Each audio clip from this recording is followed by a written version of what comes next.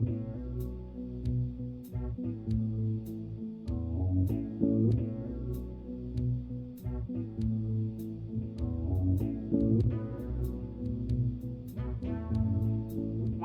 to the Low Budget LCS podcast, where empty pockets have never held us back.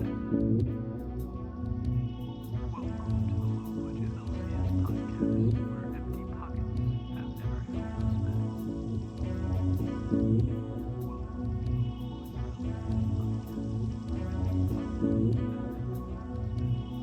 It does take two to tango, kids at home.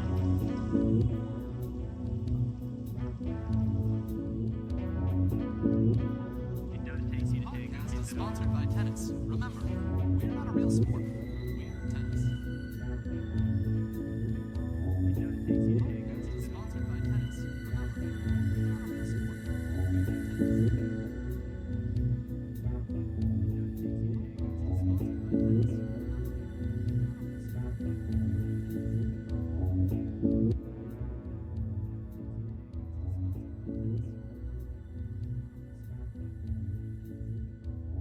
We're tennis.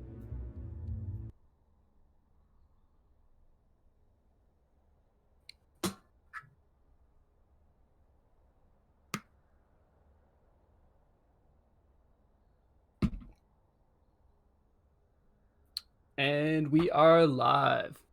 Welcome back to the LBLCS podcast.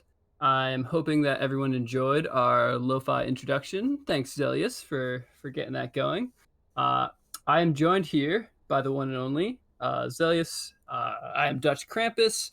I am also here with two players who are new to the LBLCS, and those players are Praetorian and how do I say his name again? Hora. But Hora, he yeah. Hora. There we go. But he said that I can go by Andrew to make it easier for us all. So welcome, Andrew. Welcome, Praetorian. Happy to have you guys. And let's get into this. Today we're talking about commercial Division 1 and Division 2. We also are talking about these fine humans and their experiences with League, their experiences so far in the LBLCS. And there's a lot to talk about today. Commercial is a huge league. There are not one but two divisions, and there's lots of awesome players. So I have lots to say about them. Hopefully, these guys have something to say as well. We can give some insight and talk about the season so far. We are pretty much finished with week 1. I'm pretty sure most of commercial has at least finished week 1, and some of the teams are now getting into week 2, which is awesome. So we do have a couple games under the belt. There's also been plenty of scrims happening, so I think we'll be in a good place to go around and talk here today.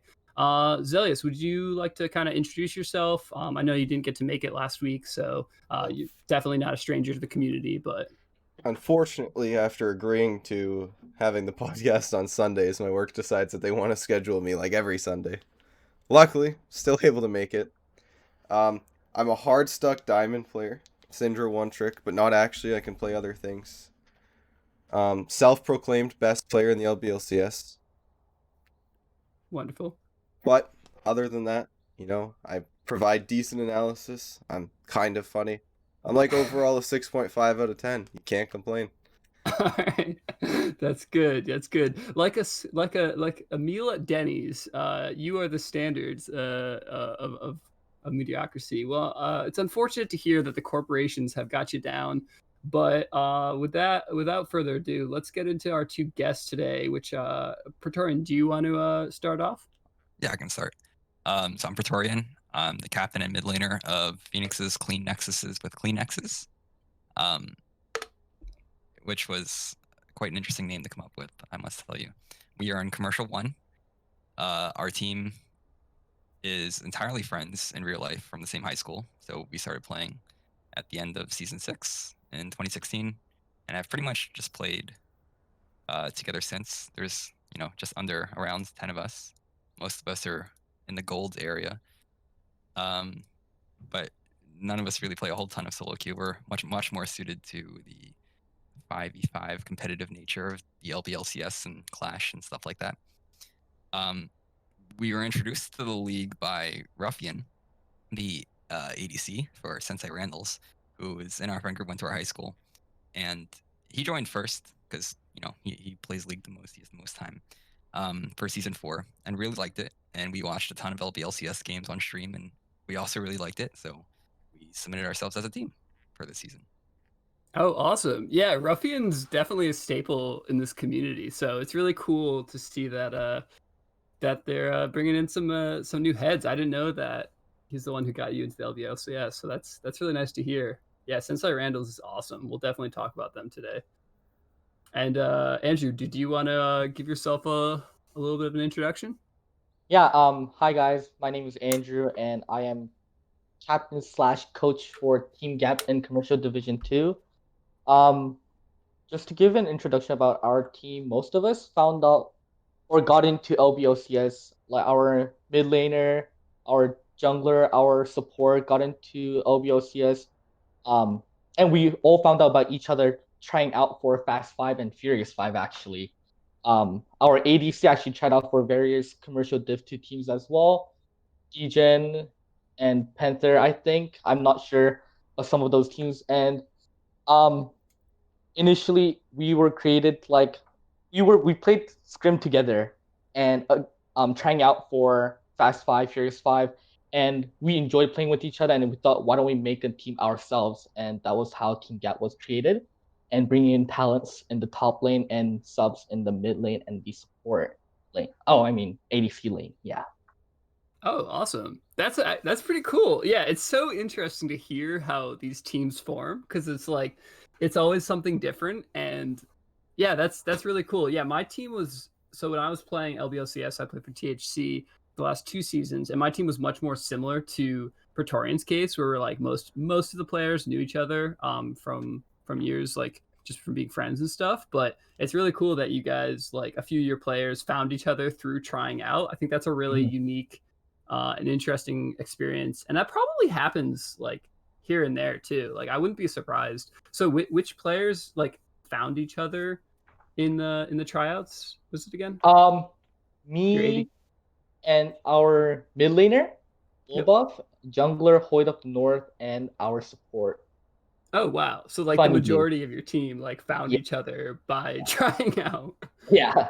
That's great. Yeah, no, it's really good too to like make a team, and there's so many people who've just been like, oh, why don't we just make a team this season, and thus we have a ton of teams, which I think is great because it's way better to have kind of too many teams and then have to create two divisions than have not enough, just because it increases like the amount of teams that can scrim each other. There's a lot more like flexibility and diversity as far as like different players and different champ pools and compositions and just styles. So it's nice to have such a big league and a lot of teams and players were like making new groups. It's Cool. nice how far too we've come from the beginning of the LVLCS, where there's actually people holding tryouts for teams. I remember back in season 1, joined the Discord, got my like username set up and everything, and there was just like that one community chat, and it was just like I'd say hi, and then somebody would be like, "Oh, do you want to be on my team?" And I'd be like, "Sure." And then that was the end of it. It was on their team for the rest of season 1.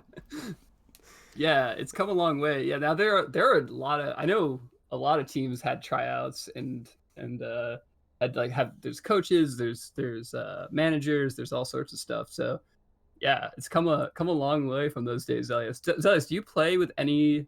Is anyone on your team currently? I know this is a little bit of a derailment, but is anyone on your team currently like from the original team where you just were Yeah, like, hey? Julie from Bakugan. I played on the same team as Julie from Bakugan in season 1.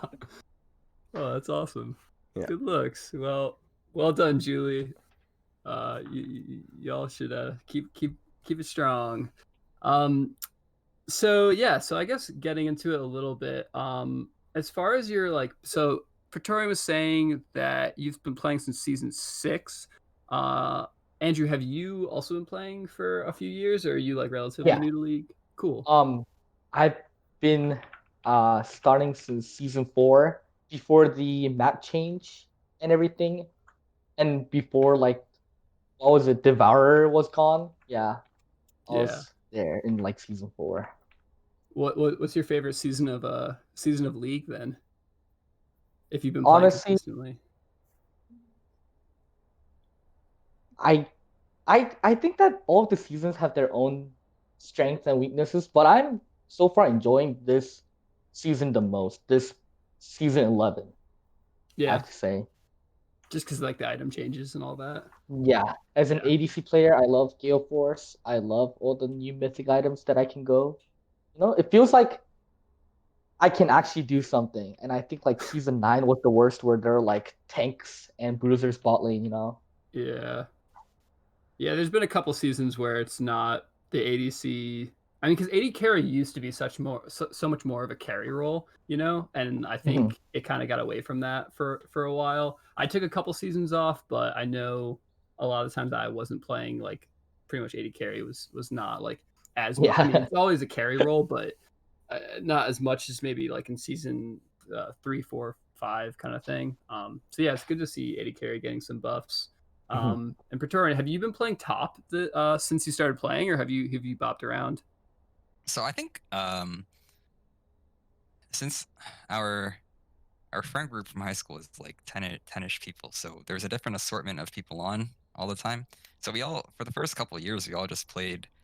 Uh, we tried our hand in a little bit of everything. I played top a lot last season, and then this season when Clash came out of beta and was more solidified, then we started locking down what we wanted to do and practicing. So I'm our mid laner now.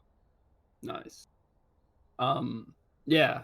Oh yeah. Sorry, I mixed up the top and mid. Yeah, Clash has been really nice. I think Clash kind of got my team a little bit more or my group kind of more involved in League again. And I think a lot of people play Clash and then realize how much better it is than solo queue as far as just not having to deal with like random toxicity. Like it's kind of like the toxicity rather than toxicity you don't know. So it's like Right. if your buddies are like flaming you and whatever, like it's okay. Like and your teammates, you can kind of get over it a little easier than just random solo queue players. So yeah, fives is nice for sure. Have either of you ever won Clash out of curiosity? Yep.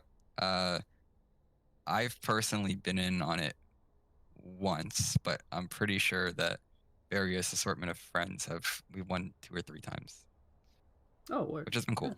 Yeah, that's pretty nice. um, word. Yeah, I actually won the first Clash I ever did. I won, and then I haven't won since. So I don't know what happened. I don't know if we just went downhill or what. Or we just didn't care as much. I think, but good. Well, hopefully you'll bring those Clash victories to the LBLCS and kind of crush it. Your week one was looking pretty nice. So I wouldn't be surprised if we see some victories here. Oh, yeah, that's the goal. Yeah.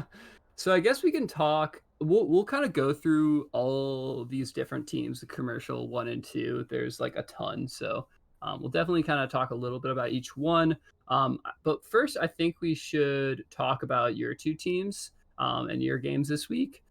So unfortunately, in the podcast last week, it was nice because we got to talk a lot of LBLCS stuff in general, but we didn't really have any games to pull up and talk about with these different players. So with you two, luckily we kind of do. We do have some games, and although Andrew did not play, I'm sure he's was watching and Yeah. sitting at the edge of his seat.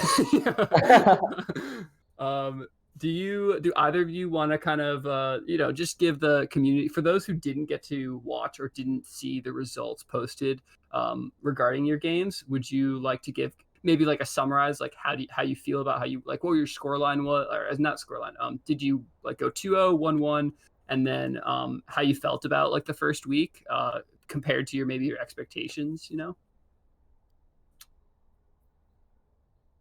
can go Would you like to ahead. go first? Okay, I'll go. So for us, Team Gap in week 1, we went against Tree Gang. Their team, I believe, has 2 plats, and because it's commercial division, for those who don't know, there is penalty against, or is more like adjustment for Yep. teams that have platinums. So we get extra ban, of course. And honestly, I didn't expect our team to do as great as they did. Mm-hmm. It was more like, okay, I want us to lose this one as a coach, because they were getting too arrogant. Sometimes our match result, scrim results were becoming too great, but it wasn't because our team was good. It was just because we got lucky, and Mhm. the team was starting to think, oh, we are actually good when they weren't, right? So I actually wanted them to lose, but what happened was that the day before scrim, they thought they were gonna win, of course, but they lost 0-3 against Fast Five, and that was kind of a wake up call. So I saw them play much better against Tree Gang. So we lost the first one and we won the second one. But the first one was pretty even until our team made a mistake, and then it went like a landslide from there. Tree Gang actually took advantage of the small lead they got and turned it into a huge snowball that my team could not stop. In the second game, I don't know what happened, but I think our mid laner played it well, our jungler played well, top played it well. The team just played so well. I thought it was like, wow, this is a whole different team, you know? Yeah, your second game, I mean, the second game that you played, your top side of the map didn't die a single time. Like top, Yeah. jungle, and mid, like those three positions, there were 0 deaths. So, and that's pretty phenomenal. Going from like maybe a shaky first game to not dying, and then Wobuff, your mid laner on the Yasuo went 12-0. Yeah. Like, He actually put up a crazy 1v2 against their who did I play? Their volley and fizz. I was so surprised that he pulled that off, and that play was like clip of the year, to be honest. oh And he yeah, didn't you even should hit throw his that in, O10 power spike. Uh, Yeah, you should throw that if you ever have time. Tell one of your players to throw that in. We have a clips, unless it was already in there. The clips and highlights we haven't channel. posted it yet. We'll post it. We'll Yeah, throw definitely it in post there. it. I'd love to watch it. It's crazy. Yeah, so that game looked pretty wild. So mixed results. I definitely understand what you're talking about getting like too confident. Sometimes it's good to like purposely find like a really hard team maybe like a week before your games, just because like a scrim opponent, just to like have to like play up a little bit. But yeah, that can definitely be like overconfident. I mean, confidence is good, but overconfidence can sometimes be detrimental. If you start like getting sloppy. But overall, I mean, considering your team is like a newly formed group, I mean, I think going 1-1 is like, perfectly fine start to the season. Not like it's gonna carry too much weight, because there's so many games. But yeah, I think that's a great start, and coming back after like losing the first game and then being able to come back and then have that good of a game two is I think phenomenal. Like that shows a lot of like resilience and like mental strength too. Sweet. Yeah, so I guess we'll talk. That's definitely good. Tree Gang, well done on your week one. Don't let these guys get you down too much with that Yasuo. Woobuff did play Yasuo both games, so it's interesting that maybe Woobuff is like a sink or swim kind of thing with the Yasuo, but yeah, good, well done on the week one. And then Praetorian, you also played some very interesting games here. Azelius, before we got into it, was making a couple of comments. So I have a few questions for this man. I feel like when you look at just standings, right? It says we won and we won both games. But if you didn't catch those games, or viewers out there on the live stream, I highly suggest go watching them. They were some really tight and banger of games. I have nothing but good things to say about Glacial Equinox. I thought they were a really great opponent to play against. So the first game, we tried our great new strategy out there where we lose the first 4 drakes, and we work our way back. And I guess at that point, we sort of knew that we scaled pretty well with Ezreal and Swain, and our top laner has this tendency of getting a ton of damage out of random tanks top lane. So we knew we had that, and we had Skarner just in case one of their carries got out of hands. So we knew that we could trade some early objectives. Now I think it definitely was not ideal to trade all of them, but we made it work. But I think we were much happier with our second game performance.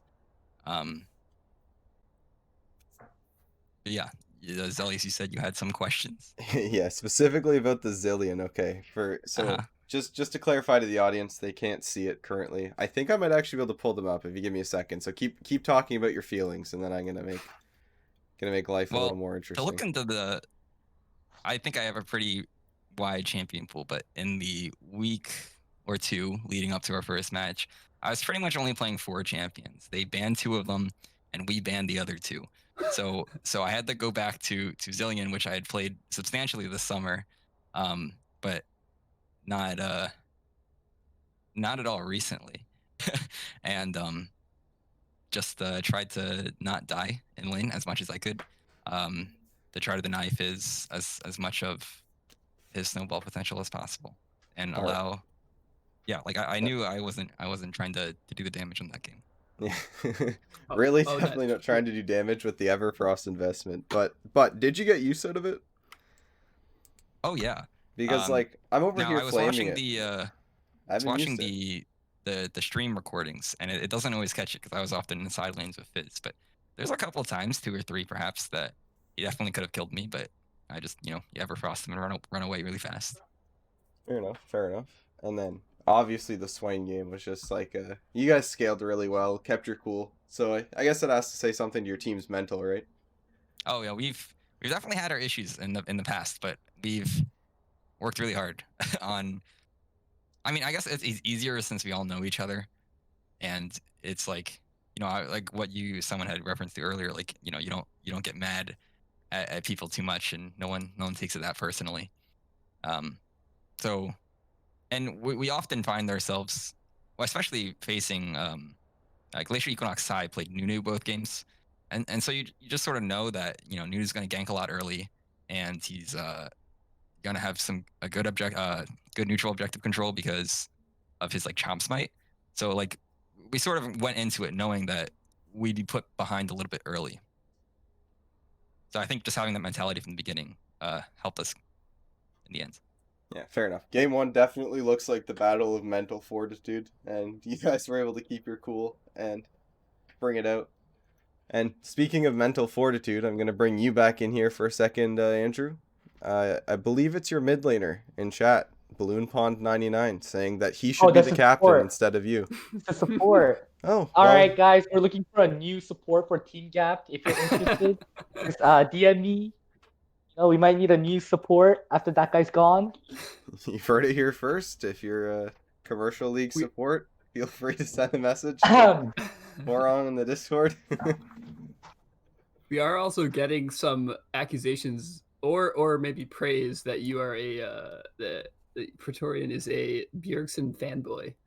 Is that I mean, the I had reason referenced earlier that like I had played Zillion a lot this summer, but yes, there's a lot of watching. All right, yeah, no, I think Zillion's good, and honestly, like I went back and like so I hadn't seen I watched the second game like live, but I didn't get to see the first game, so I went back and watched it. And I'll talk, I guess, a little bit more about like Glacial's side, like where their team went right and wrong, obviously in that game. But when we get to their team, but the second game, I rewatched a little bit because I remembered how much I enjoyed the first time, and I got hyped all over again watching the little like some of the clips because you guys were playing so aggressive around like Baron Pit and stuff like that. Like the Vladimir was popping off. PHG was like just going ham. You're like zoning like 1v4 like behind the Baron Pit, and then it just like erupts into chaos. And then there's a couple scuffles like mid lane that were like really bloody and stuff like that. And yeah, that game was really fun to watch and kind of made me definitely want to watch more of your team play. Unfortunately, we can't watch all the games because they're not all able to be streamed. There's limitations in that, but when we do get to see one streamed, and then it's a bloodthirsty team like yours, it's really fun to watch and pretty all around great performances. Yeah, PHG and the Vlad was crazy with the scaling. I have to put this out to the stream and for all the other captains that are watching this. He's not actually that good at Vladimir, so you don't have to ban it. It's okay. Just Yeah, leave it open. I don't know if that's gonna go to the trash. Yeah, but the Zillion seriously looked great as well, and also the Swain that you played, I really like that pick. There's a specific fight around Dragon that I'm pretty sure if you weren't playing Swain as well as you were, just dishing out damage while just not being able to die, it definitely wouldn't have gone that way. There's like I feel like there's a lot of my favorite champions to play are mostly Leandra's users, but they're like Swain, Brandon, Zillion are all just champions that when you sort by mid lane and champ select, they're not actually considered mid laners. Not completely sure why, but I love Swain. yeah, I think Swain is a great pick for you. Keep playing for it. all the mistakes that you make, you just like get punished a lot less because you're tanky. Mm-hmm. Yeah. Sweet. So those are the games from this week. So it's nice to talk about those. From there, we will start diving in on the monster that is the entire commercial 1 and 2. So like I said, we'll try our best to say something for each team. Obviously the teams that have been around, or like the players that have been around multiple seasons, are going to be a little bit easier for maybe Zelius or I to talk about, but hopefully you two have at least, you've played against a couple of these teams and maybe scrimmed against a couple, so maybe you'll have some comments to make about players who shine, or how well you think this team will potentially do in this season. So let's start with commercial 1. We'll go in order by what's on Twitch on the screen, but I also have it here. And the first team is Internal Tilt. So they are a pretty well-known team because they did play in, well, there was no commercial division, so they played in economy last season. A bunch of returning players. I'm pretty sure like the whole roster is returning. And I don't know if you guys have anything to say about them, so I'll let you go first if you do. And if not, I've got plenty. So Yep. So feel free to we take it away. had, well, of course, watched the economy finals last year, so we were very impressed by Internal Tilt, and we had scrimmed them. Let's see, when was this? The 22nd of December, so not too long ago. And Dr. Forgenborn, the mid laner, was out for the night, but the other 4 members are there. We went 2-0 in scrims, but I have to say that like Internal Tilt was definitely the best team that we've played or scrimmed so far. And I think, as Andrew had been referencing earlier, sometimes you get too caught up in scrim results, but those were super valuable games for us to VOD review and look at later. And yeah, we were just really impressed by them. In our own like internal rankings of the commercial teams, we still have them first. Yeah. Andrew, have you scrimmed them? Our team has not scrimmed anybody outside of Comp 2, I believe. Got you. Okay. Yeah. That's cool. That's good to know. Yeah, and pretty much like you said, I mean, I have the same analysis, or not the same, but I have a similar analysis of their team. Internal Tilt, I think, is for sure in my head. It's like, I'm not gonna say do power rankings or anything like that, but I would call them a top 3 team, like pretty much for sure.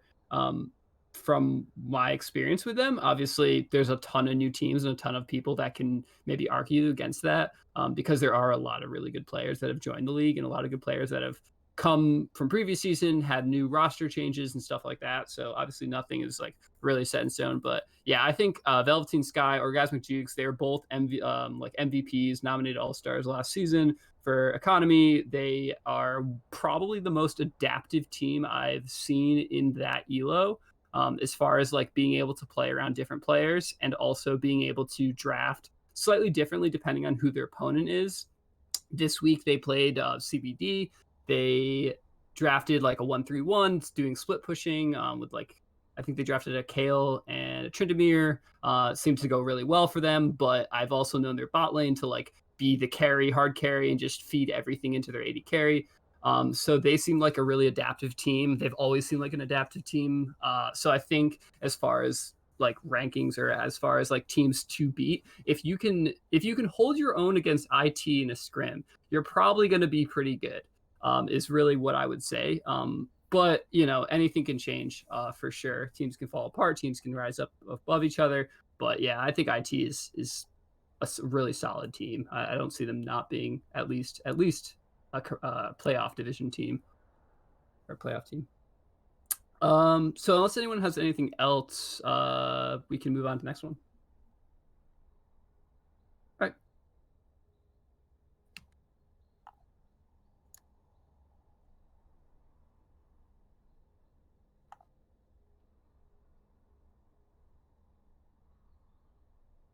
right. TCP.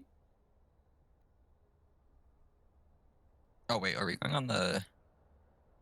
Oh, okay. I see what order we're going in now. Not the standings on the other side.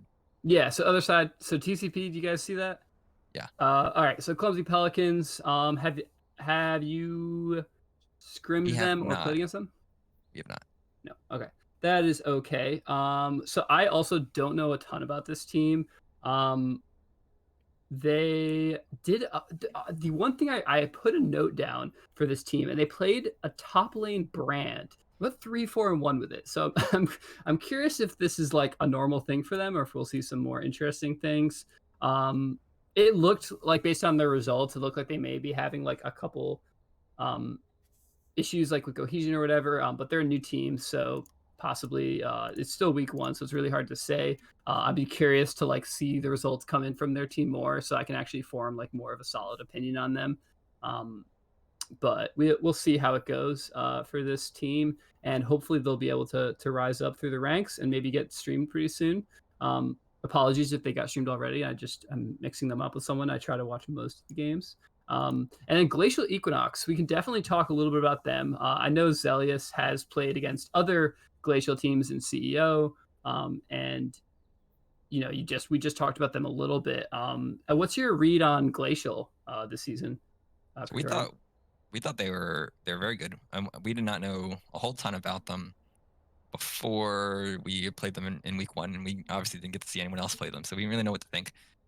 But after the game, we thought they were a very good team. Their bot lane was really good, especially their support and their captain.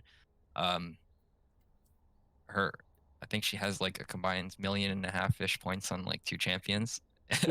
And her Zyra definitely made things pretty difficult for us. Yeah. We weren't. They picked Nunu both games, and well, I think we had survived, and we were very thankful that they didn't really use like Nunu's repeat gank potential to its fullest. But otherwise, we were impressed. Yeah.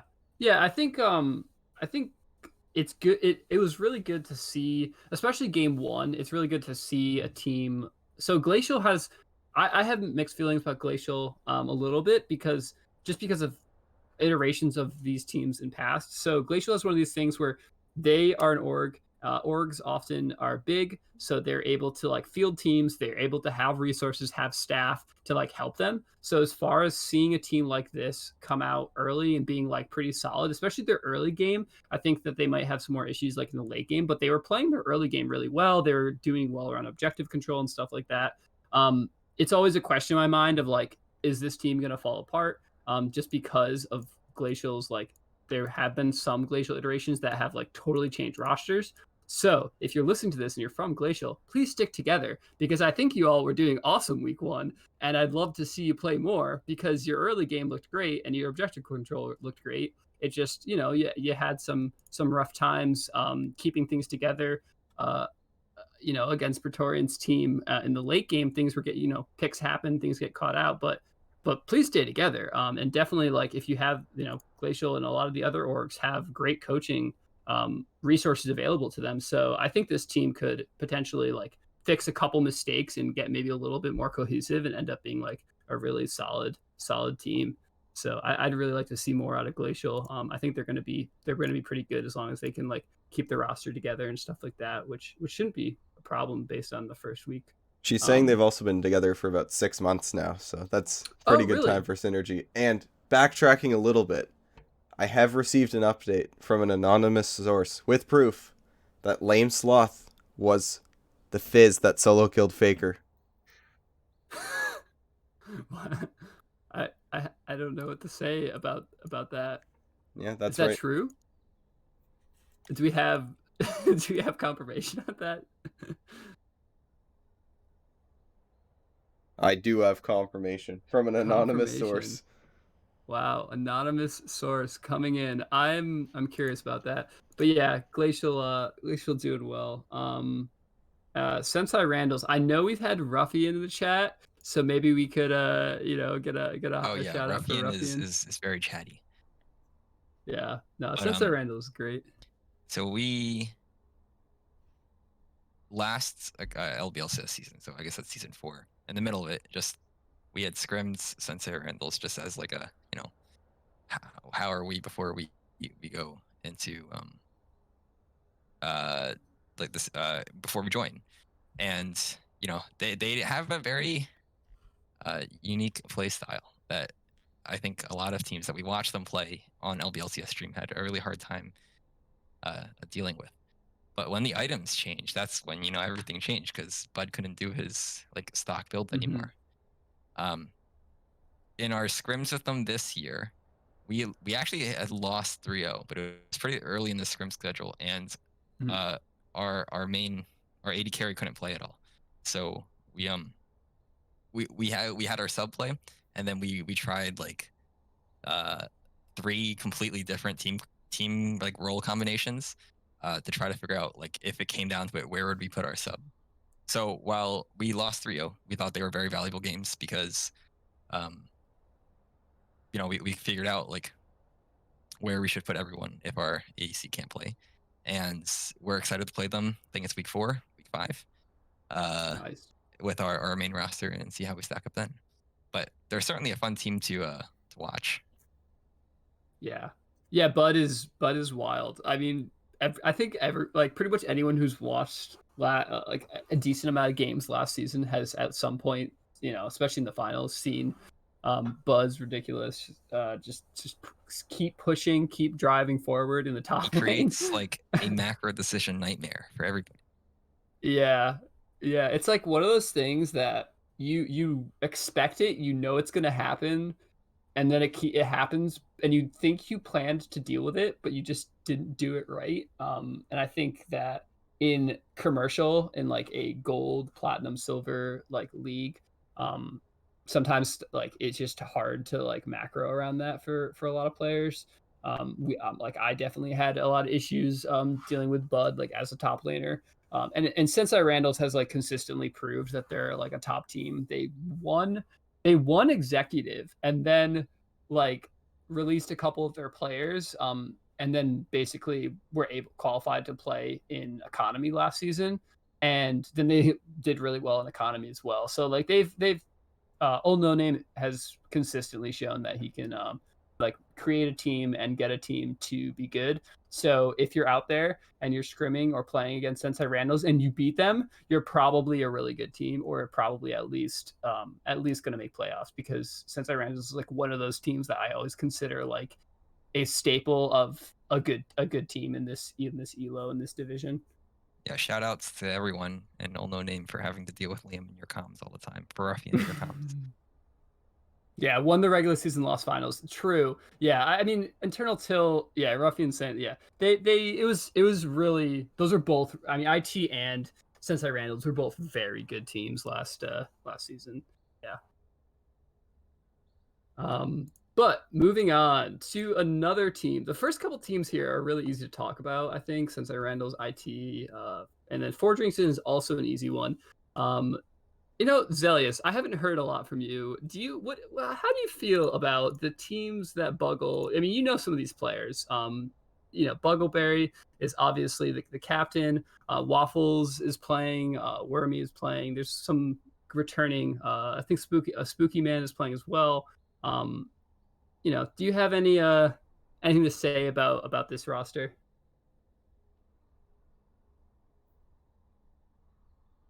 Spooky Man is an absolute beast of a top laner. Beast of a top. So he kind of reminds me of Yorick, like Yorick Hunt, my old top laner, old naughty voice top laner. How so? Because he's always just sitting top. Everybody's always doing everything in their power to beat him down. But even on the worst days, he's not doing that bad. He's still pretty good despite having 3 to 4 people in his lane 24/7. Yeah, consistency. It's important. Yeah, I mean, Bugberry is one of the best shot callers like that I know. There's not a lot of people that can kind of manage multiple roles and tell people what to do like in a timely manner and it still makes sense.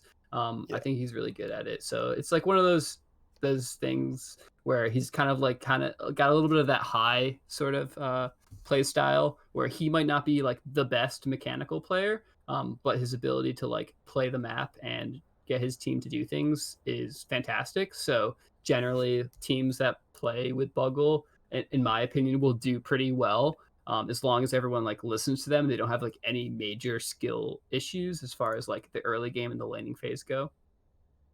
Buggle is the smartest, not high-rated player I've ever met. Yeah, that's a good way of putting it. Yeah, he's definitely. I am willing to put well. a decent chunk of money that there is nobody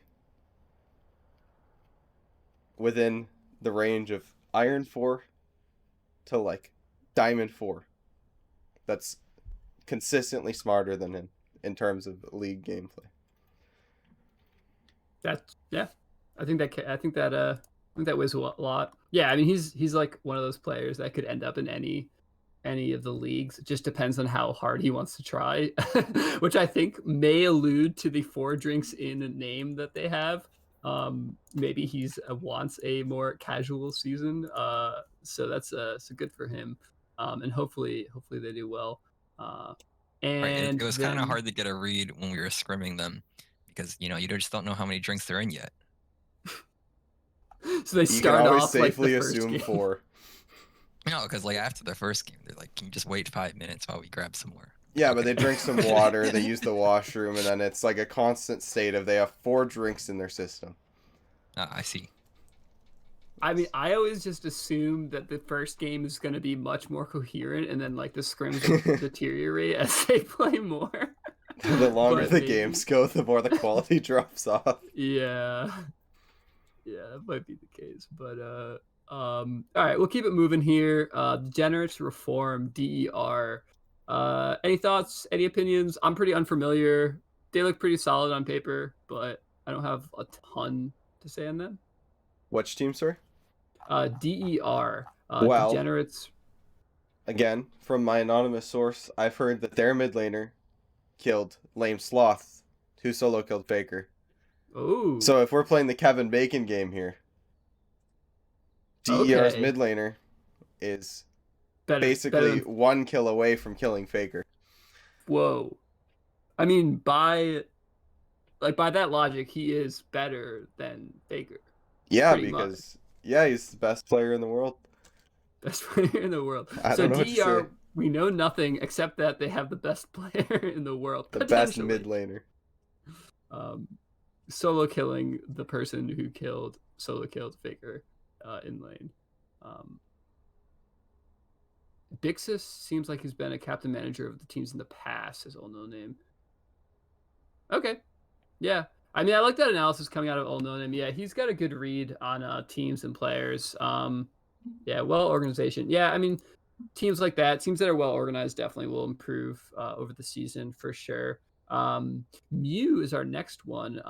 This team has Topher Dragon, who I very recently learned because I was so confused. I was looking at player names, I was looking at the scrim or the match results, and I saw Topher Dragon's name, and I'm like, what team was he on? I recognize this name. He's definitely on my friends list. What team was he on last season? And it turns out he was on some other team that I had like found on a different server and been scrimming against. We were like scrim partners. So it's really cool to see Topher Dragon joining Mew and the rest of their team going 1-1 this week. Congrats to them for starting off 50-50. Do you guys have any opinions of them?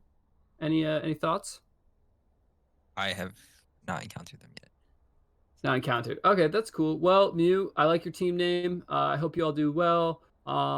The jungler looked like they had a good name or a good game, and the AD carry as well popping off. So I'm really curious to keep watching them.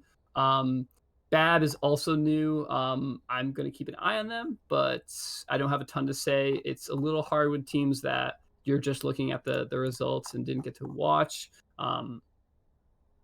It's pretty much the same with Tut. So unless you guys have something for Bab and Tut, we will move on to CBD, which I do have a couple things to say about. Well, we watched Bababooey today in their game against Sensei Randall's.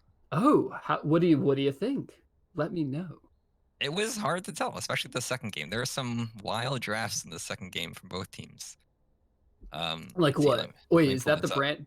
Okay. Oh no, Yes, they said they so- played brand top as Yeah. well. So that's So today. they had I from didn't top look to that up. bottom. It was like Brands, Sejuani, Lucian mid, and then Tristan and Nami. And they ran so Babui ran Timo in the top lane. Timo. Mm-hmm. All Um, right. Yeah, it was some interesting games. The two of them, lots of fighting all the time.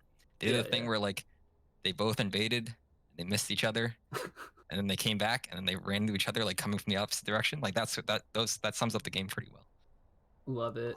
Yeah, Now- D1. Let me look at the results. Oh wow, Ruffian popped off. Whoa. 17-3 and Don't get 7. too excited here. Oh dear. Samira broken. Ruffian. So yeah, sorry, I shouldn't have him up too. Well, the only one also popped off as well. Thing I would like But- to point out here, though, is for the first time in almost a full season, there has been a fellow top laner in the league that could keep the Notorious Bud under control. Looking at the games, the Notorious Bud was not the pop-off king in these games. So Yeah. the top laner for Bababooey, which is obviously a team with good meme culture, has a promising top laner. Yeah. Yeah, I mean, it's Shuri squared. Played Renekton and Timo. Well done. Yeah, it's weird to see Bud on brand, but I like to see the Renekton coming out of his opponent there. Yeah, it's really yeah. what Slothman said in chat here. Ruffian only did well because Slothman just landed every hook. Stuff like that. Yeah. Can't give Samir too much credit. Champ's broken. Champ's broken. It is. Yeah. I mean, it's so easy to just snowball games. But sweet. Yeah, I mean, and Bubba Booey don't feel too rough about losing Senator Randall's because they're like a really strong team. So continue on. Don't get discouraged. It'll be okay. Sensei Randall's is their whole roster is pretty solid. So keep it going. And if you could keep, I mean, if you can keep Bud like at bay, it usually means that your top laner can probably stomp other top laners because like Bud's a pretty aggressive, like all-in kind of player. So that says a lot for Shuri squared, their top laner. Sweet.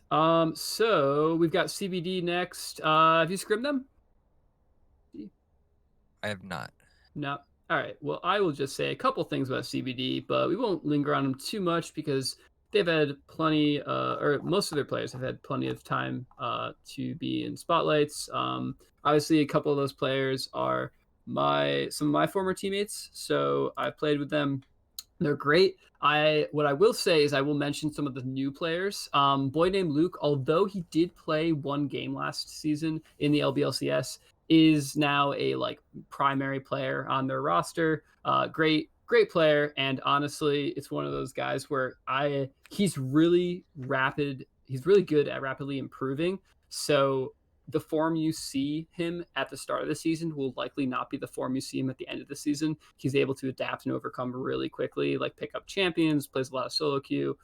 So I'm curious to see how he continues to do this season. Unfortunately, they did lose 0-2 to IT, but again, IT is a fantastic team, pretty much what I'd consider top 3. So don't get discouraged. CBD, y'all would be fine. And then it is good to see Clovis in there. Clovis is a top laner I think will do really well as long as he can adapt to the fives. From what I understand, Clovis hasn't played like a ton of competitive fives, played a lot of solo queue though. Really a beast of a player, but possibly running into some difficulties where his solo queue like champ pool isn't carrying over to competitive fives, playing stuff like Riven and whatnot. So that'd be my analysis of it, but who knows? We'll see how they do. But I think CBD in general will make playoffs. I think most of those players are really good.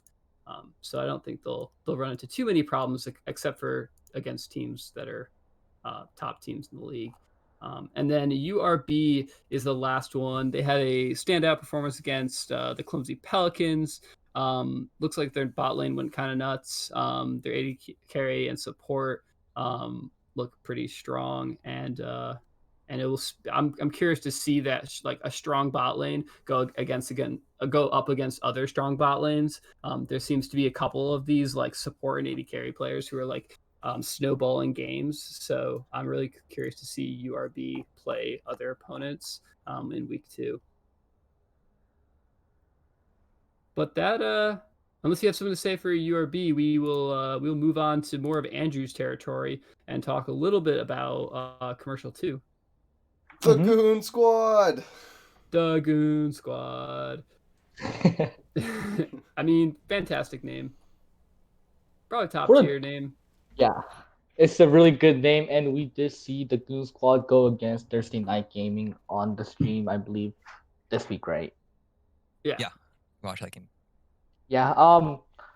Overall, I'll just talk about the both teams together. What I saw that was that it was honestly they went 1-1, and well, the first game, T who won first game? Was it TNG? Oh no, I no, think no. they TGS went 1-1. I'm pretty sure, Yeah. but the Goon Squad won the first one. They basically had Gameplay was actually playing really well in the top lane with hitting all the barrels. Yep. And their mid lane with the Cassiopeia getting double kill top side at the Herald fight top side, that really got them the early lead for them to finish the game. And the second game, the Thursday Night Gaming won with the set becoming really fed. Yeah. By the time he got the 3 kills, the game was already over in my opinion. Like there was nobody to stop that set with the stride breaker Second coming game was in. super fun to watch. Yeah, with the set just running Yeah. in and getting low and just doing that W to kill everybody. But I feel like what the problem they have is consistent throughout commercial div 2, that they sometimes lack the coordination. Sometimes there seems to be a communication differences inside the team that makes their coordination a bit iffy. And that completely makes sense. And because it is my belief that the commercial 2 is mostly newly formed teams. Correct me if I'm wrong. Yeah, a lot so of them. I think the main spectating point or the point to look out for in the commercial div 2 is which team is able to fix their communication and throw away that solo queue mentality and come to play as a team with great coordination. Yeah. And I think TGS TNG game was just representative of that. Yeah, I agree. I mean, 005 had a pretty wild performance on set from TNG. Yeah, and I think it's kind of interesting, Zelius. Maybe you have some opinion on this, and Andrew, I'm sure you've kind of seen this division a lot in like commercial 2, but in a lot of commercial 1 and 2, it seems like there's like this trend where it's either the top laner or the bot lane that's like the driving force behind the team. I don't see like a ton, like looking through the results and stuff like that. Sure, there are definitely some junglers. Like I'm not gonna about it flame junglers and mid laners. But there definitely are some junglers and mid laners that are like performing really well. But like very often it seems that there's this like growing trend as in this division or in both kind of commercial 1 and 2, but definitely in commercial 2, where it's like either the top laner, and there's a couple other instances we'll talk about, either the top laner or the AD carry will get like super fed and just kind of snowball the game. Do you think that is like a trend that is just because of this league, or do you think that's just representative of like the game as a whole right now? I think it's a trend of the league just because of the lack of coordination and lack of good macro in general. Yeah. Because of that, the teams basically win lane, win game in the most of the cases, or the Fed person gives up their lead or by mistake, and Yeah. the game just turns the tides. But I think that the top lane winning and the lanes winning is mainly because of um, just lack of coordination. The jungle is Mhm. not able to shut that down, or the mid is not roaming. Um, because of that, I think that it becomes a trend where it is basically win lane, win game. But I think that this trend will slowly go away as the teams progress to improve their communication skills and play as a team if they can. Yeah, I think that's fair. I think it's a fair analysis. I have a for bit of sure. a hot take on this one. Yeah, I'd love to hear a hot take. All right. Hit it. Playing mid or jungle in a 5v5 scenario is absolutely nothing like playing mid or jungle in solo queue. Whereas top and bot, okay, top and ADC specifically, I'd say are pretty similar. Support has its like differences, but for the most part, I feel a good support is going to be able to cope because they're just built different support players. You know how it is. Yeah. But like, Yeah. for example, in solo queue as a mid laner, your goal is to win lane, pop off, roam, whatever, or maybe it's just be your jungler's slave, help him out. That depends, right? But Mhm. like in a 5v5 setting, well, now you're introducing proper team comps and proper like gameplay. Whether the macro, like, doesn't matter how good the macro is, if you drafted correctly, then you're gonna have new win conditions to play to. Yep. And for example, if I have a Camille top in solo queue, I don't really care if she's 0-1 or 1-0, right? I want to get fed myself. Mhm. But now that I'm in a fives game, it's like, well, I kind of want my Camille to be fed, because if it comes down to split pushing, then I want that Camille to be able to beat their top laner in the base race kind of thing, right? Whereas Yeah. for the Camille herself in top lane, both games she's going to be trying to do the same thing, right? She wants to get ahead of the person she's laning against. She wants to be a nuisance in the side lane. She wants to group for objectives when she can, split when she can't. Nothing really changes outside of maybe the speed at which they do things, or like the communication in between. But the actual goal and win conditions never going to change for most top laners. Yeah. Yeah, that's not, I don't even know if that's that hot of a take. That's a very good. Well, sorry, it's only a hot explanation. take for the top laners and the ADCs. Sorry. And not the Yeah. top laners that play Malphite, because they get it. Even though Malphite is broken, they understand. They get it. Yeah.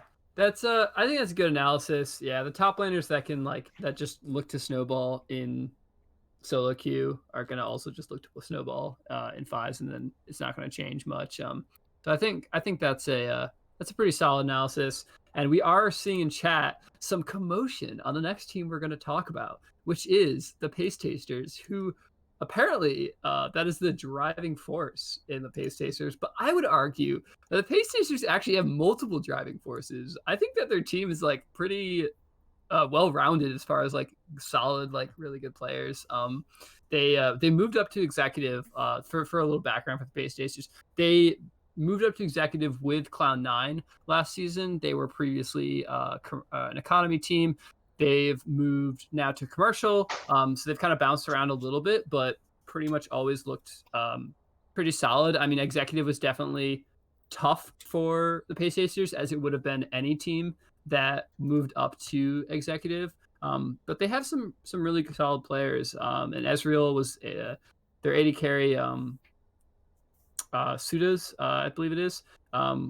Definitely had a solid performance, as well as they did like an Ezreal Yumi bot lane, and it looks pretty. It looks apparently it was pretty good. And then Sua definitely did well on that Zoe. So Now, adding on to what they said earlier, they said that their mid was the driving force. I believe their mid is Sua, right? That's their mid? yes, yep. So, unless Sua is the person that's supplying the pace to the team, then I'm not sure that you can call them the driving force, right? Because the fact of the matter is, what gets you guys going and what allows you guys to hit the nexus is the taste of the paste.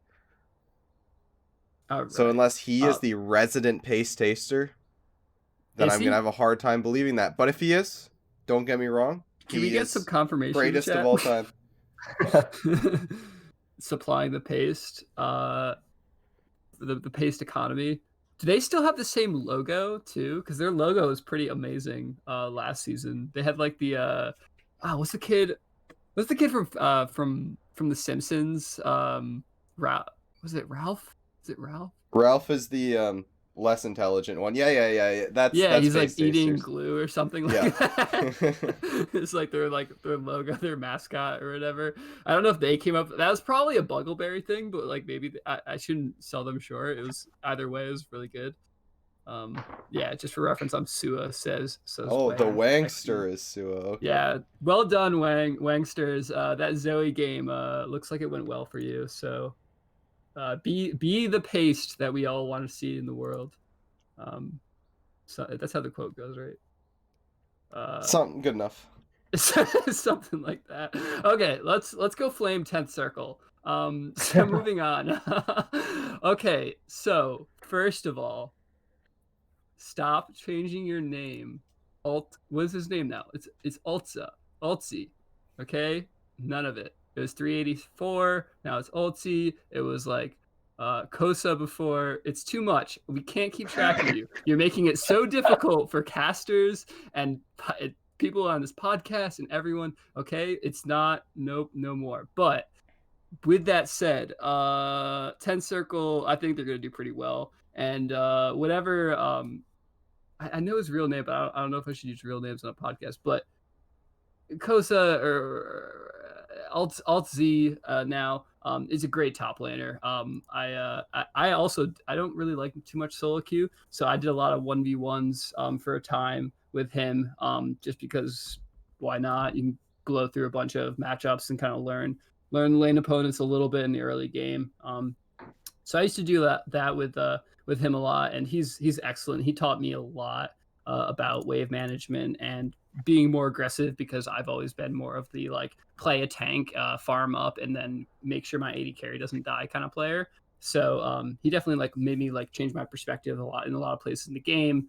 And as far as their team goes, I think they're like a really good staple as far as teams that if you can beat 10th circle, you're probably a pretty solid team. You're probably going to make playoffs kind of thing is like the mentality that I have. So I think they're like a really like solid indicator of strength in this league. Like if you're doing well against 10th circle, you're probably going to do well against most of the other teams. Their bot lane looked like I was like a little hesitant. I think they went 1-1, or maybe they went. I'm not quite sure their score, but their bot lane looked like they had a little bit of hesitation. I think in game 1 they played like Draven, but then game 2 they came back and like popped off on Zaya. So if this team like is able to draft well, I think they're going to be fine. Zaya, do you have any opinions on Draven? Because we saw it twice in the LBLCS, at least twice in the LBLCS week 1.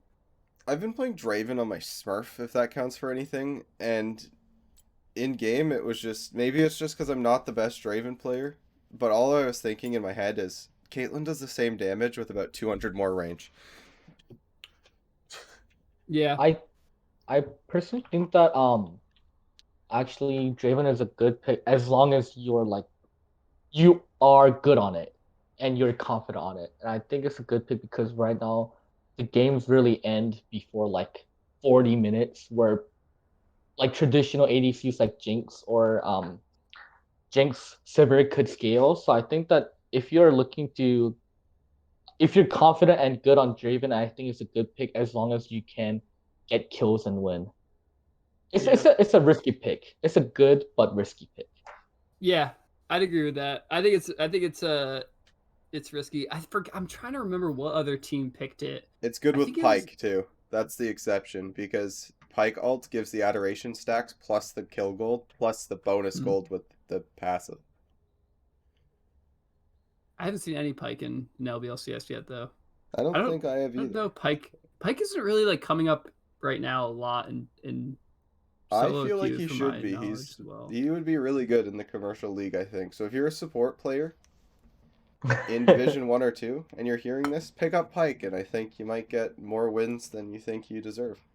All right, so Zeb is in the chat, and Zeb. So Zelius's advice next week is to not only draft the Draven but also play the Pike with it, and then you'll be fine. But yeah, Zeb did really well on looked like I think he played Cho'Gath and Kale, and the Kale game looked like it went really well. So yeah, I think Kale's bonkers right now. So like I think in general, if you could just make it through early game and you're playing Kale, like you'll probably be fine. There's actually two different teams played Kale in commercial this week, so definitely like one of those picks that's gonna like keep popping up in commercial.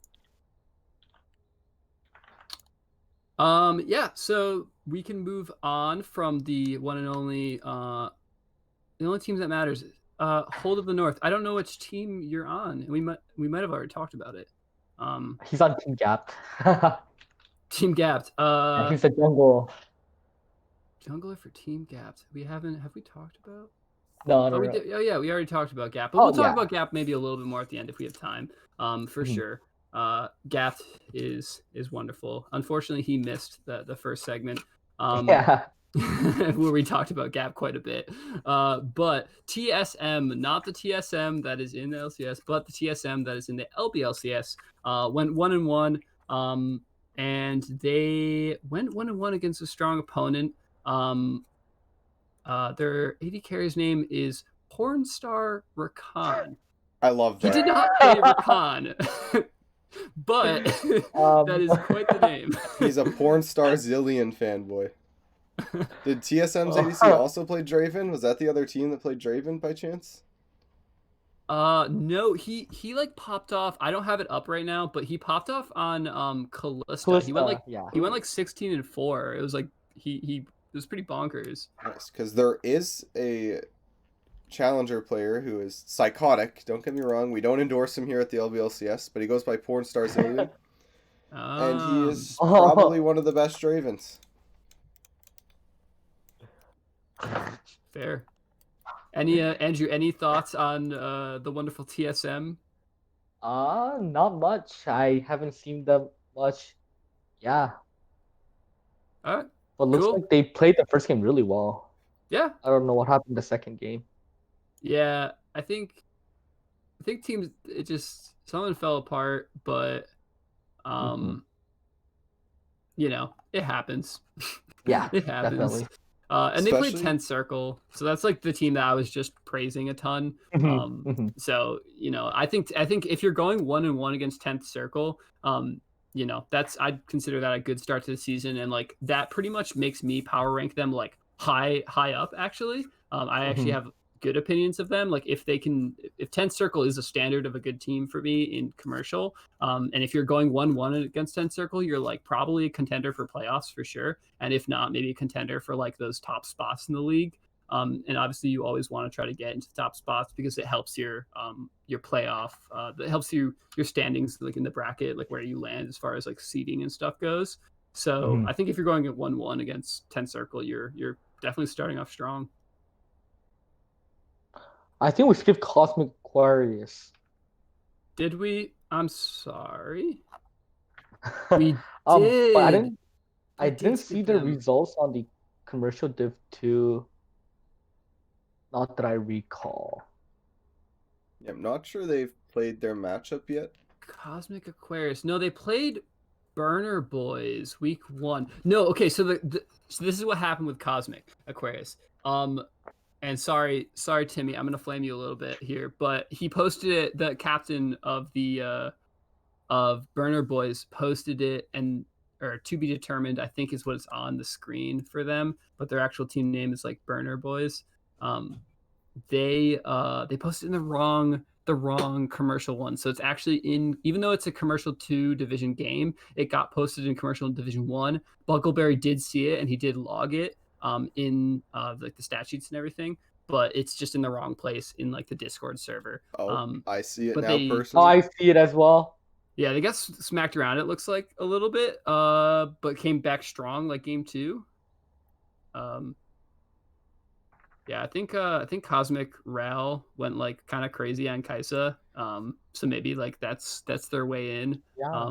We've been Yeah. seeing a lot of Kaisa like in general in solo queue and in the LBLCS. So I mean, if you can play around a pick like that and get into late game, like you'll probably be fine. Yeah, that team definitely looks like their main like big carry is the ADC, and I think the difference between game 1 and 2 is that game 1 they didn't really have a draft that could help the ADC with anything. They would all play for themselves.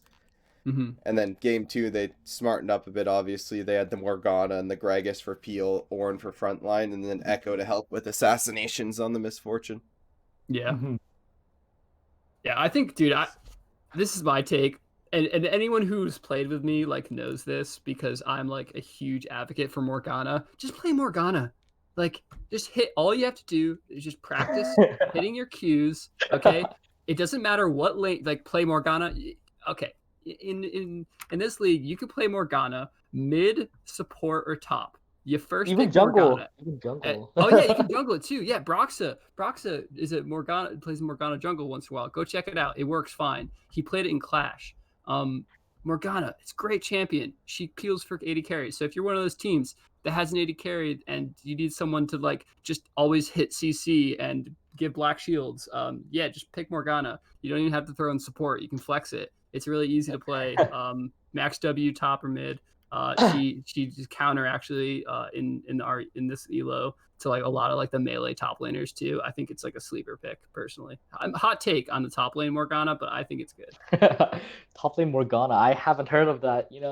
It's a Dutch cramp is special. It's like if I've had like if I'm like forging a couple corianders and it's usually that's my like go-to is the Morgana top. Into like I play it into like Kled a lot because you have Black Shield and you have a Q and you just can't do anything. It's really fun. I'll be Or into lookout on set. it. Or into set, yeah, good into set. Yeah, Bud, if you're messing around with new champions, Ruffian's in the chat. But if you're messing around with new champions and you need something spicy besides Brand, play Morgana top. I will give you tons of praise on the podcast. Don't you worry. It's a great pick. Sounds like a bait to me. It's not even a bait. It's not even a bait. It's good. Trust me. Play Morgana top. It's good. And if it fails, then I'm sorry. But good thing he put all of his channel points on the other team, eh? You gotta watch out now that these schmeckles are getting passed around. People will do some messed up stuff. Yeah, the schmeckles are the schmeckle betting in chat. I'm back. Yeah, you missed. Go check the VOD, Ruffian. But I'm trying to convince Bud to play Morgana top. But that don't worry about it. It's not. So anyway, so we should move on. Because we have a couple teams to go through.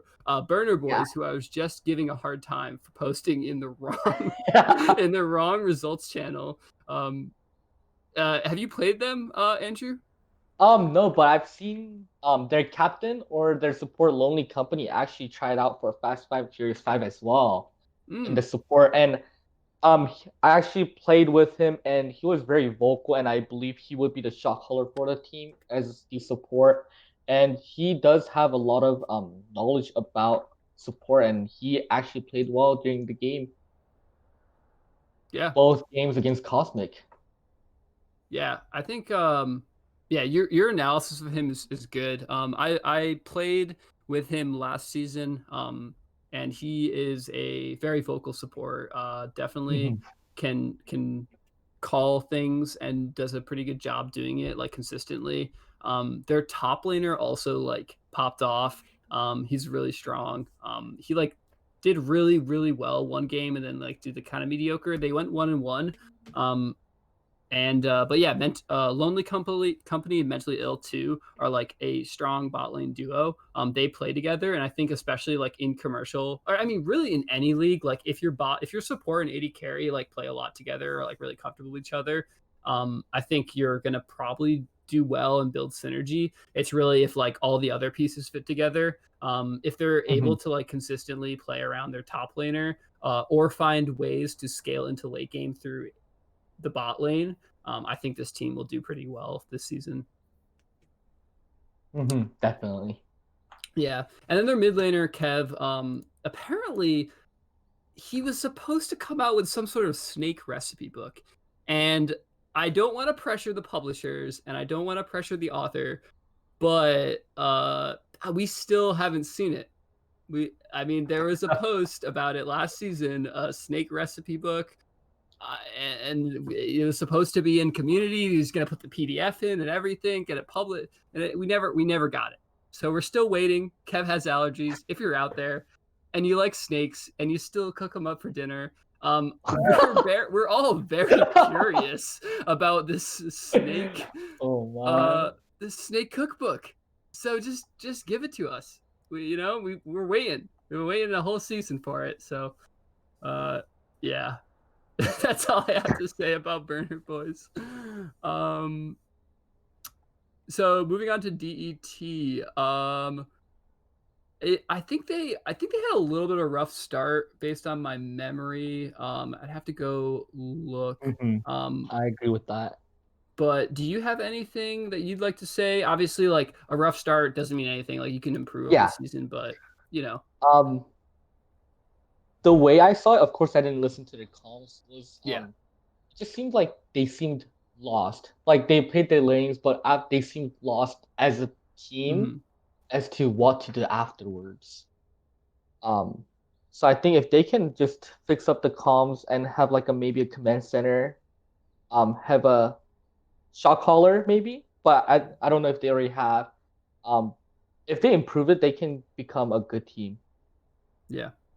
Yeah, so Andrew, I mean, you are like, I guess, are you technically a coach or manager, or kind of just like a little bit of both, captain, coach, manager?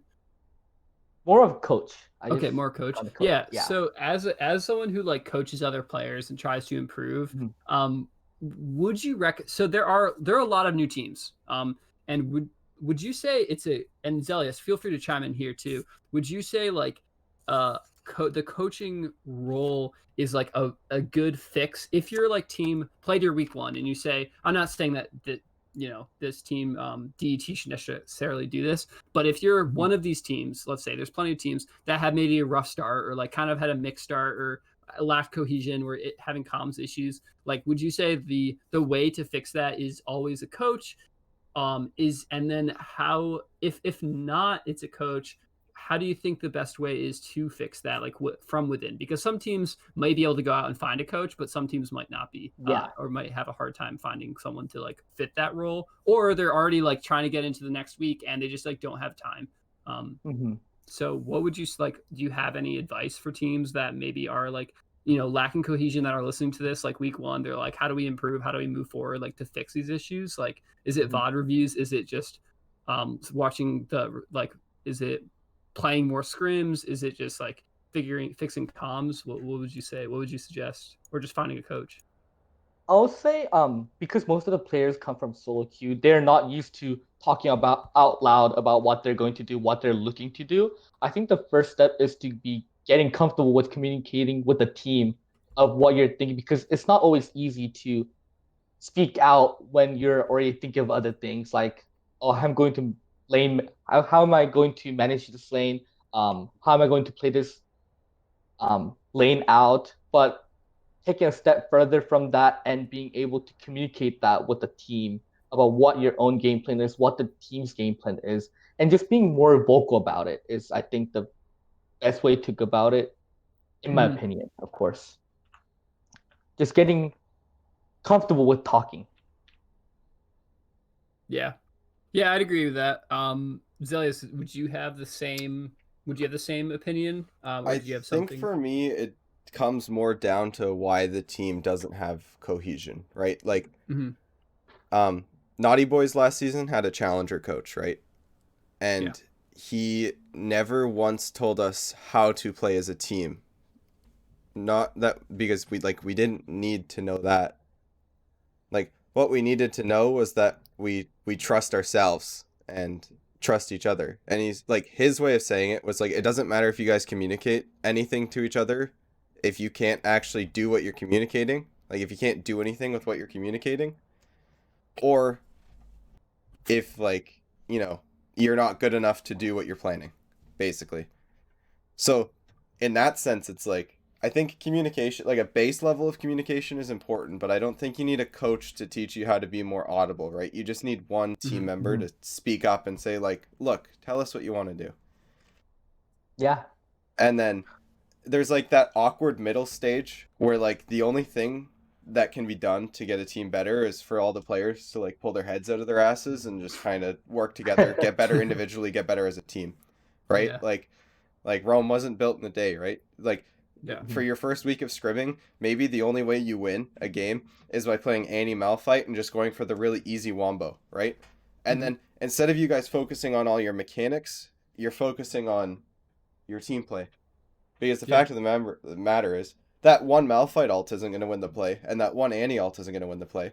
But that Malphite ult into the Annie ult is going to win you the game. Yeah. Right? So you have a very set in stone win condition. And then it's easier to communicate, okay, I'm ulting in, alright, I'm ulting as well, than when you're playing a Kali and you're like, oh, okay, I'm in Shroud, like 300 Teemos northeast, and like the rest of my team is bot tier 1, and I need to get back to my team and get a pick, right? Like, that's way harder to communicate, and like, not in a condescending way, don't take this with any ill will, but the gold 3 Akali player isn't going to have a perfect combo on like the enemy ADC, right?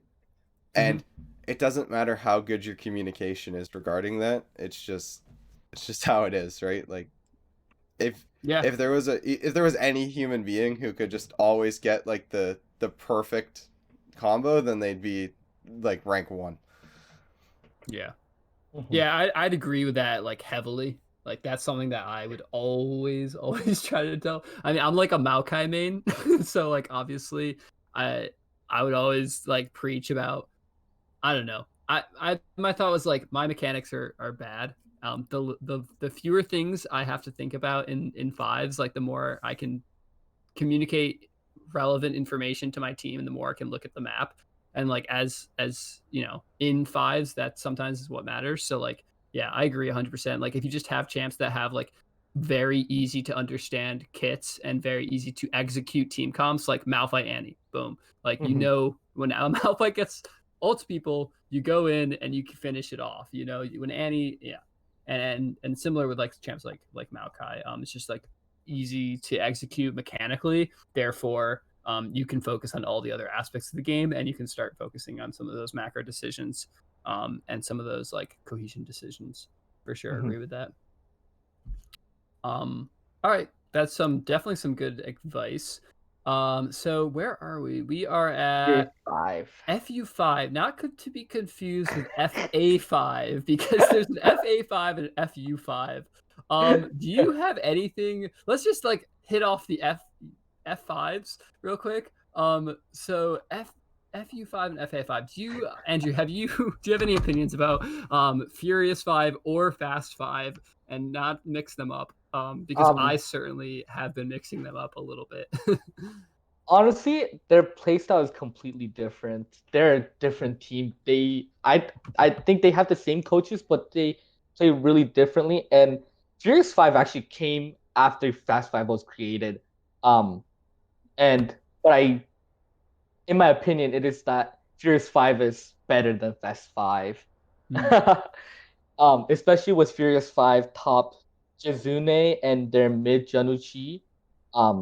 They're wow. Like if you actually look at top how he uses teleport, how the mid just steamrolls the enemy mid, it's like it's unbelievable.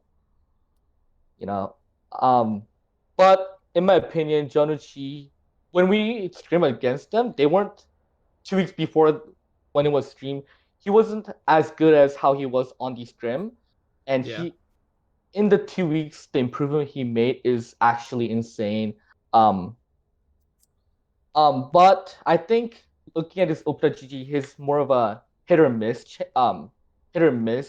guy because I see that his CS ranges from 3 to 9 CS per minute.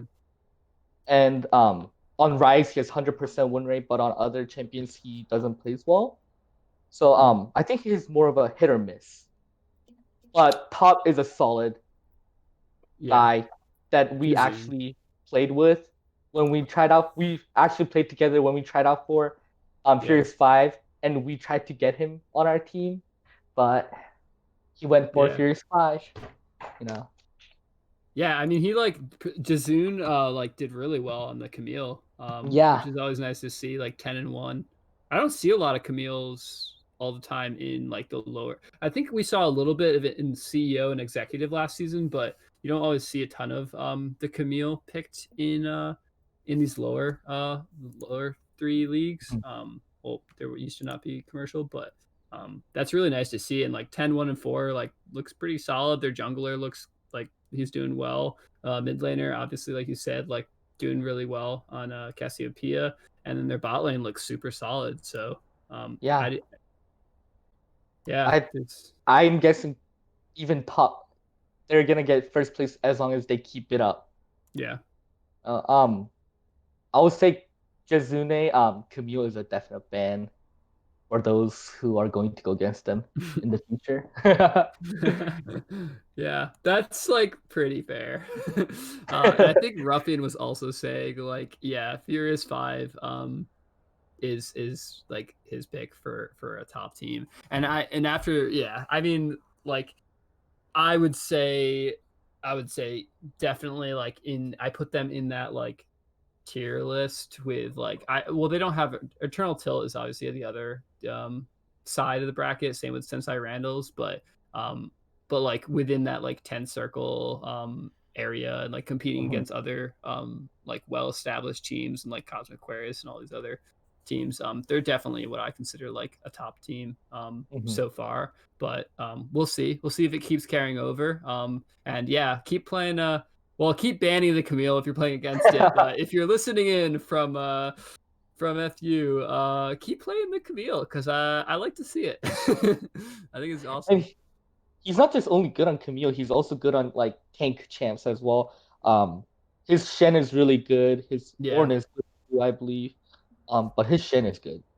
yeah. So if you're looking to target ban top, those are the champs. I mean, he also played Pantheon, which can like totally snowball a game, and we've been seeing Oh, true, yeah, yeah, definitely. I mean, he went to like he didn't like go crazy ham with like the KDA, but like he did Mhm. solid on it, and I'm sure that he can pop off on it because any like Yeah, Pantheon's one of those champions that is being flexed in like what four positions, three at least. I mean, yeah, support, mid, for top, and jungle. yeah, Yeah, so four positions. Um, so it's just one of those champions that can do well in like any role, and I wouldn't be surprised to see them pick it again and do even better than if he can pop off on Camille, he can definitely pop off on Pantheon. So other yeah. picks, Shen and whatnot, can definitely do well. Um, yeah. So the F5s, and then PCR. Have you played as you scrimmed PCR?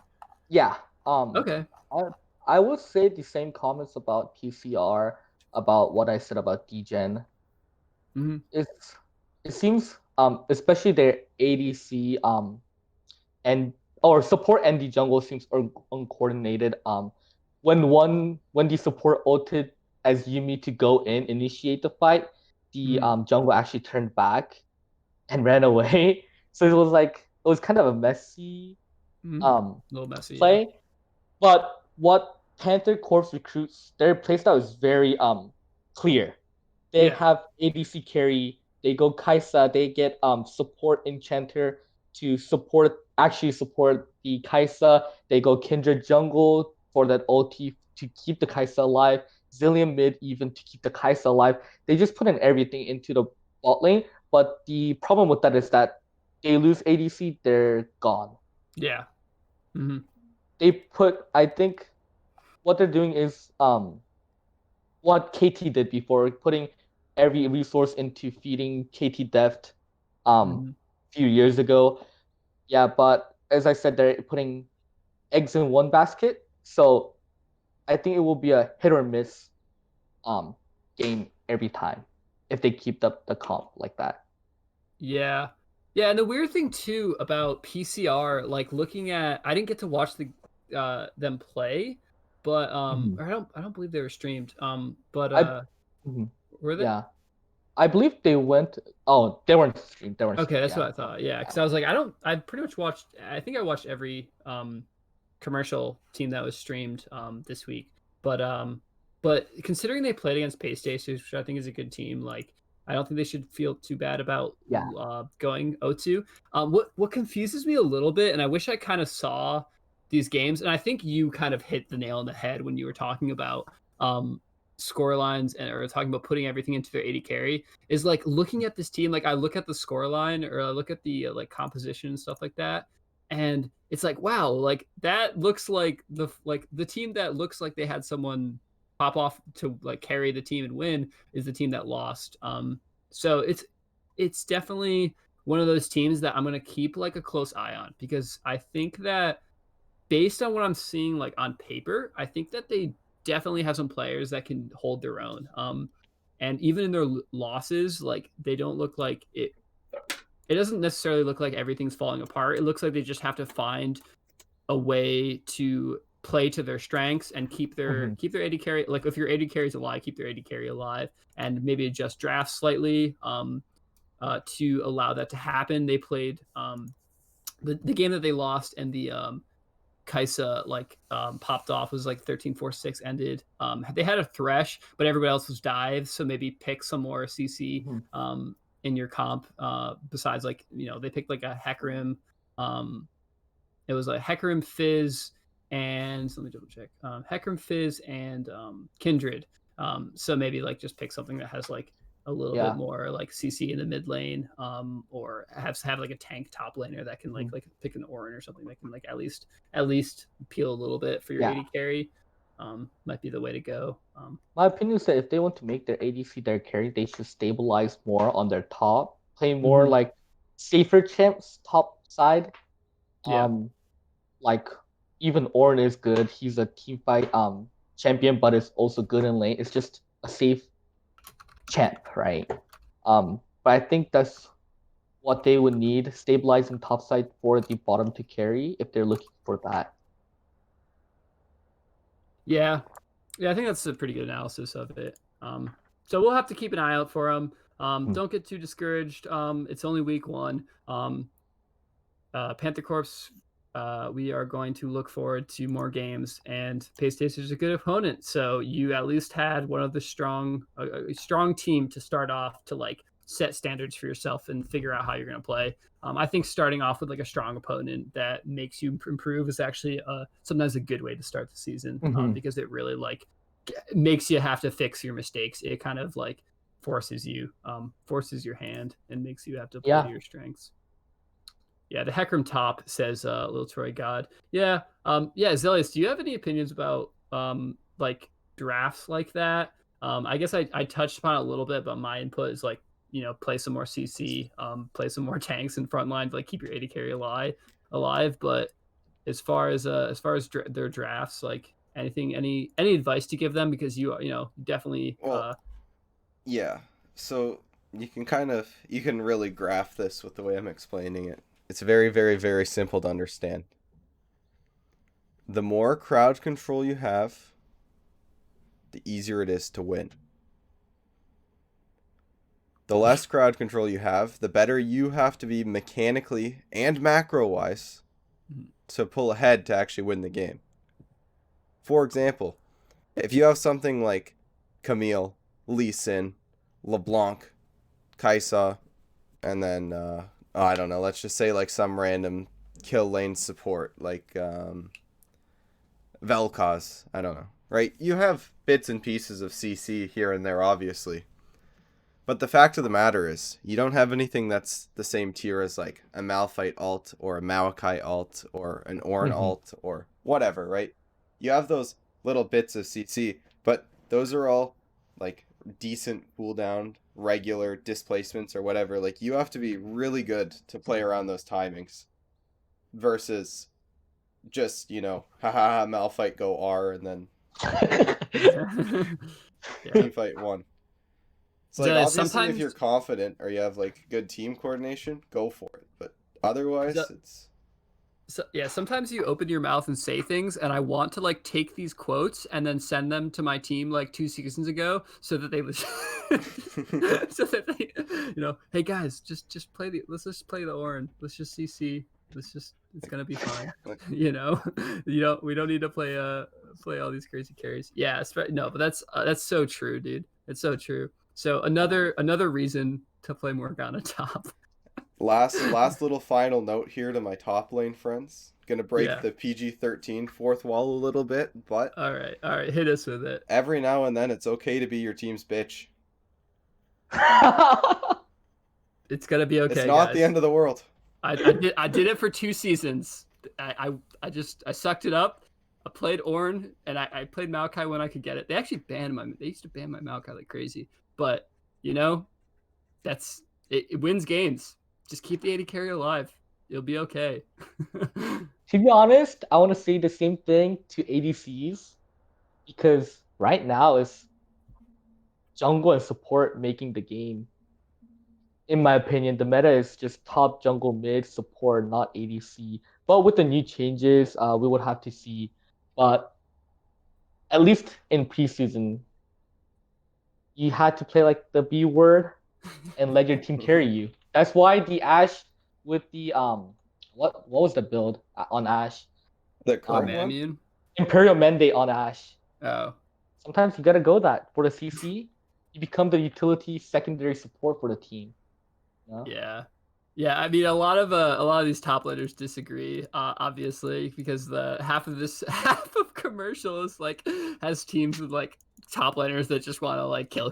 So we're gonna obviously some disagreement, but I think these things are true. Sometimes you have to play a little bit on the what Zelia said. Yeah. You just gotta let your team win. For anybody listening to this podcast, actually, leaking a little naughty boy strat. Ooh. It's easier to play through bot lane than it is to play top lane, because if you play through bot lane, you can get the first 2 dragons almost guaranteed. Versus if you play through top lane, with proper macro, you pretty much have to give up the first 2 dragons. And then, from there, you're assuming that you got your top lane and mid ahead enough that when you finally go down to contest the 3rd dragon, they can actually carry the fight with your bot just being even or slightly behind. You say that until we see the first instance of a commercial team throwing their Chad top laner bottom in 1v2ing level 1. trying to trying to 1v1 or 1v2 level 1. All right, so let's keep moving. We should start wrapping up this pretty soon. I think we still have not. Did we hit so we hit PCR a little bit. The last one we have to do to finish up commercial 2 is Sublime esports went 1-1. They do have Hide and Shroud, who I believe has played. I think he actually played on Pace Tasters. He was Pace Taster's old mid. Okay, that's what I thought. Yeah, so they had the old mid laner. He did pretty well on the Vel'Koz, which I really like to see. Yeah, Hide and Shroud's a fun player to watch from what I remember, and really solid. So good to see them around. Any opinions on Sublime or Hide and Shroud because he's returning? He was the gold 3 Akali player I was mentioning.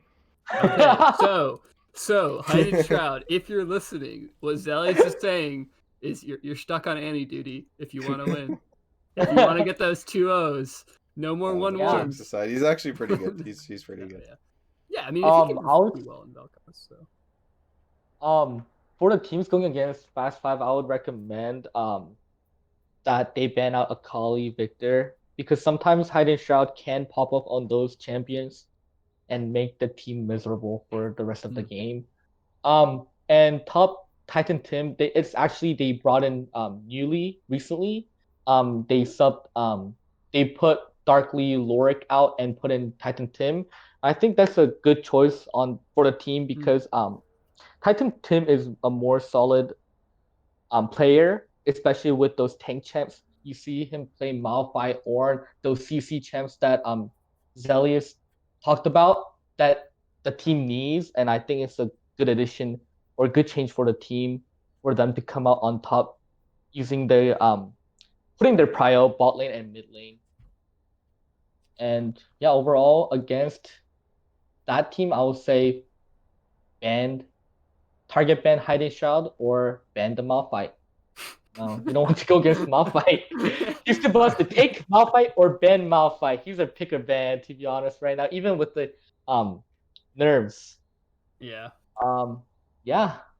Yeah, I mean But Malphite's such a good. I mean Malphite's often a good pick because you can build a dive comp around it, and just if you yeah, can hit like 2 or 3 people in an ult, you're like, yeah, you can win team fights pretty quickly. you know, you go full tank on Malphite, ADC is miserable because you can't kill him, but he kills you with his ulti.